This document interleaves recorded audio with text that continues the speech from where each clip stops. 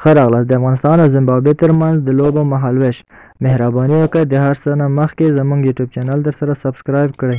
افغانستان او زیمبابوې ترمنځ د ټیسټ لوبو نیټه رسماً اعلان شوه. د افغانستان کرکټ بورډ رسماً د افغانستان او زیمبابوې ترمنځ د دوه ترسره کیدونکو ټیسټ لوبې نیټه معلومه کړه. د کرکټ بورډ له لوري په دې اړه خپاره شوې خبرپاڼه کې راغلی افغانستان کرکټ ملي لوبډله به له زیمبابوې سره د روان 2021 کال مارچ میاشت کې ټیسټ لوبې ترسره کوي. که څه هم کرکټ بورډ په کره ډول نه ده ویلي چې د مارچ میاشت په کوم ورځو باندې، خو په وینا یې له دې دوه ټیسټ لوبو وروسته 3 ورځې لوبې هم له زیمبابوې سره په لاره کې دي. د معلوماتو له مخې دغه سیالۍ د افغانستان په کوربهتوب ترسره کیږي، خو د افغانستان کرکټ بورډ لا تر اوسه د یادې لوبو ترسره کیدو ځای په اړه څه نه ده ویلي. خو تر دې وړاندې کرکټ په برخه کې مشهور ویبپاڼې کرکبز ویلي و چې افغانستان په عمان هیواد کې د دایمي لوبغاړي اخیستلو په لټه کې دی.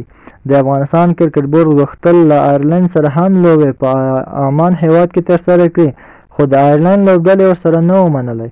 افغان کرکټ ملي لوبډلې تر دې وړاندې له آیرلینډ سره 3 ورځني لوبو سیریز ترسره کړ چې آیرلینډ ته یې 3-0 ماتې ورکړه او سیریز یې په خپل نفع او ګټه تمام کړ.